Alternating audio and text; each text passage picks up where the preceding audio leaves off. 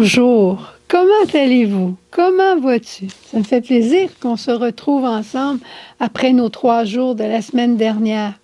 Alors maintenant, est-ce que tu es convaincu que tes pauvretés, c'est vraiment de l'or? C'est vraiment une richesse?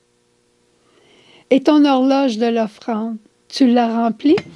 Moi, tu sais, je l'ai complété, mon horloge de l'offrande. J'en ai fait une nouvelle. J'en avais une ancienne qui datait au moins de 20 ans passés. Elle n'est pas jeune, hein? Mais j'ai repris les mêmes thèmes. Ils n'ont pas la même signification cette année, mais j'ai repris les mêmes thèmes. J'ai dit, ça, c'était moi. Et est-ce que tu as compris aussi l'importance de tout faire par amour? Demain, je demanderai à notre frère René, qui est prêtre, de venir bénir nos horloges de l'offrande, de bénir tous ces efforts que tu fais à travers ta mission de suppléance pour rejoindre tous les hommes de la terre comme Jésus est venu faire. Et en passant, Joanne nous disait cette semaine, la semaine dernière, jeudi, je crois, elle nous parlait de notre sac à dos. J'aimerais rajouter une petite chose à ton sac à dos et tu vas trouver sous le message le lien. Mais écoute, je vais t'en lire une partie. C'est la prière de suppléance très brève que tu peux faire tous les matins.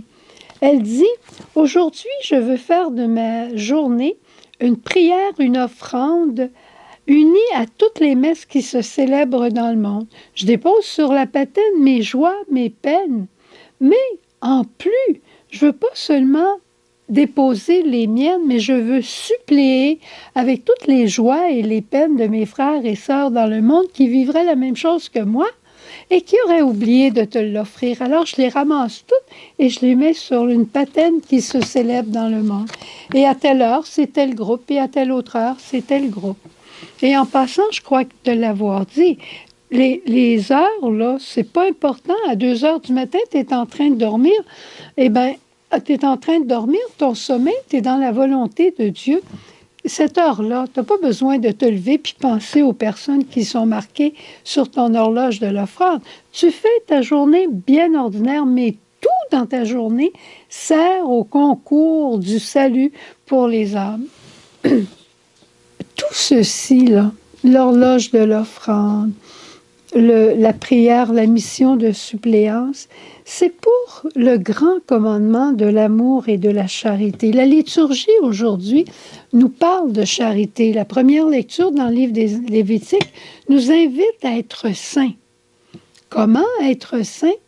Saint Matthieu nous en parle au chapitre 25 en disant « J'avais faim, tu m'as donné à manger, j'avais soif, tu m'as donné à boire, j'étais malade, tu m'as visité, j'étais un étranger, tu m'as accueilli. » Ainsi de suite. Un évangile que tu connais très bien.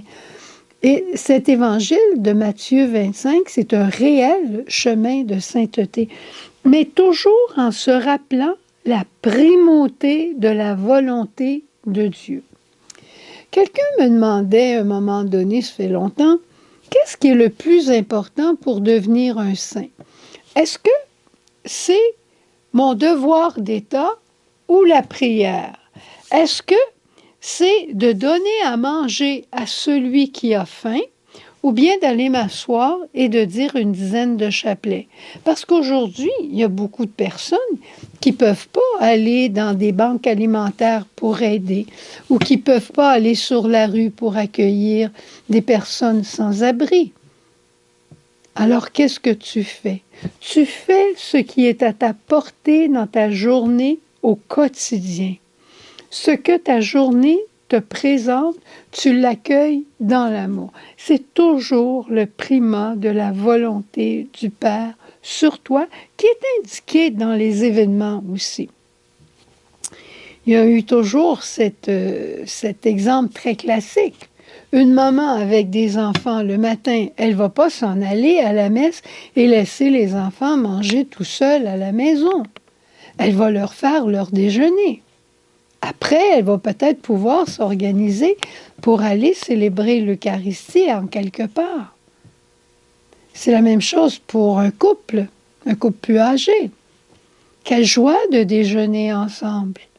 Oh, peut-être il y en a un qui déjeune à 6 heures du matin, mais quand l'autre s'arrive pour déjeuner à 8 heures, de se retrouver ensemble, plutôt que d'aller s'asseoir au salon pour dire un chapelet.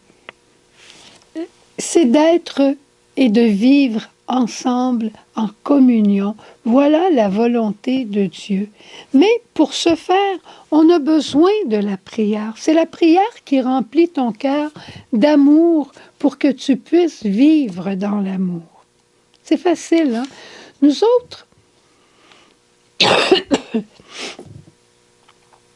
à la communauté, le dimanche soir, c'est un temps de famille, un temps où on se retrouve dans la salle à manger, on joue aux cartes, il y en a qui vont jouer au Scrabble, il y en a qui font des mots croisés ensemble, il y en a qui tricotent, mais on est ensemble, chacun a des tables, les tables des plus anciens vont jouer au 500, les plus jeunes jouent au dé et on les entend crier.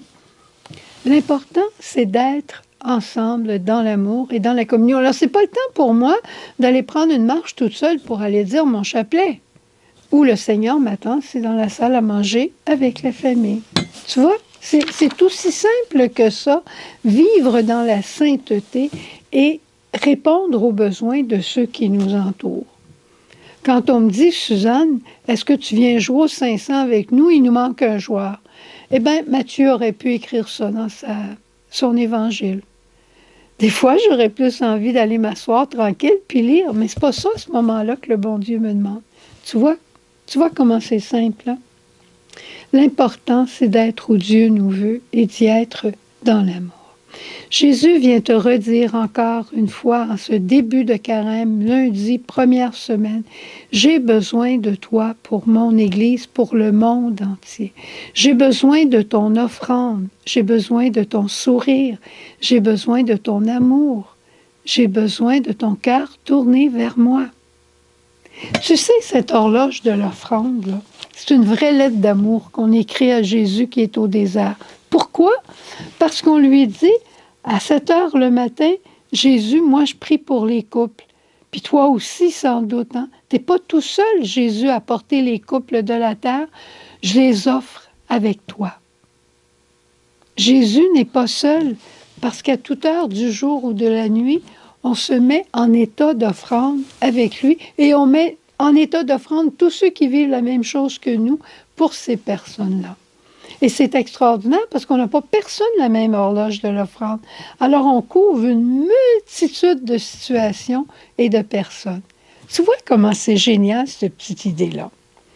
Alors, je te souhaite une belle journée dans l'amour. Simplement, fais ce que Dieu te demande et sache que ta vie a une grande valeur aux yeux de Dieu. Et ne dis jamais, je ne sers à rien.